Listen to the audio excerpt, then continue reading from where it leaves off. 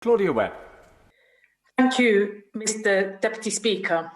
I want to congratulate the member for Dulwich and West Norwood for securing this important debate. I am a daughter of the Windrush generation. When my parents and my family arrived from Nevis and settled in Leicester, they made tremendous sacrifices so that they could contribute to our local and national community. Windrush generation were part of a brief post-war attempt to reconcile centuries of extractive, violent colonialism by ensuring that members of the British Empire could settle in the UK. Despite facing horrific, systemic racism and discrimination, the Windrush generation helped rebuild a country ravaged by war and made an immense contribution to shape the country we live in today. The British state has not held up its end of the bargain. Mistreatment of the Windrush generation, which ensnared UK residents in the government's callous, racist, hostile environment, immigration system, is one of the most evil chapters in modern British history.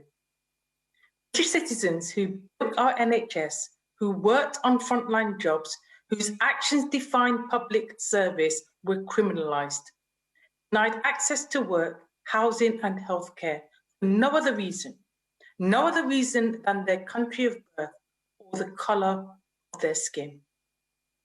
The Equality and Human Rights Commission found that the government failed to comply with its equality duties.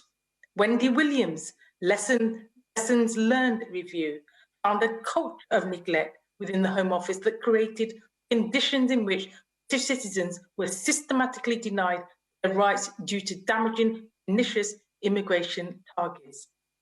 Lesson Learned review made 30 recommendations the Home Secretary committed to implementing, yet progress has been slow.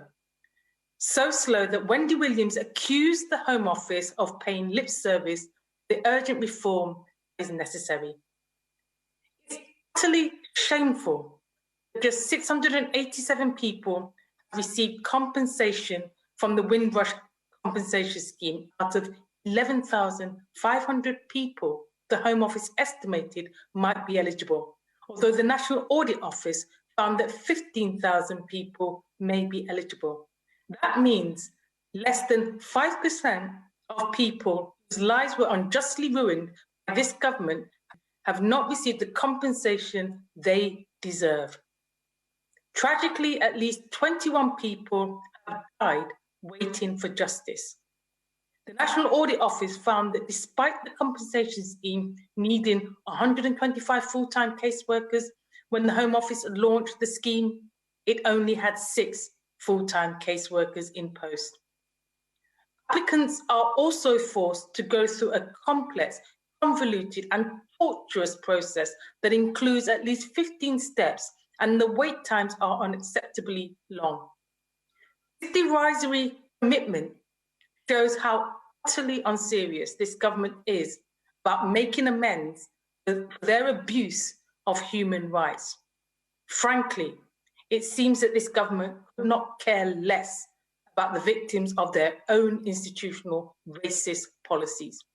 Indeed, in the same Home Office, putting the same Home Office that is responsible for the Windrush scandal in charge of the compensation scheme is like leaving a fox in charge of a hen house.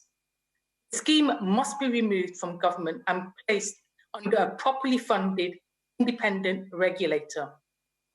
The mishandling of the Windrush compensation scheme has rubbed salt into the wounds, heaping insult upon injustice. Under this government, citizenship rights have been deliberately obscured and deportation and removal targets have taken precedent.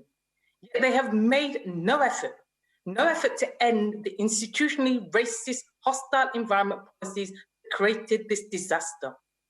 Indeed, the Windrush scandal is perhaps the definitive example of institutional racism.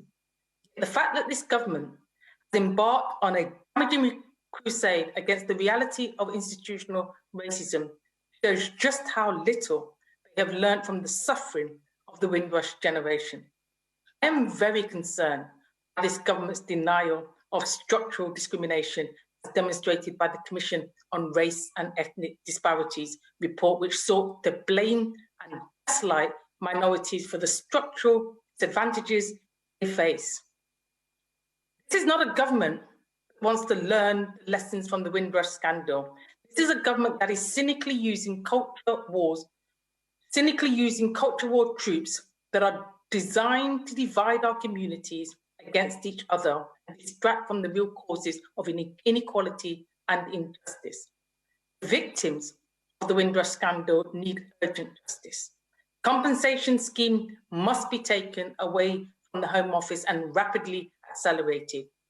Beyond this, the government must recall the suffering of the Windrush generation and remember that the demonization of migrants and African Caribbean and Asian and minority ethnic communities has devastating consequences on the lives of British residents.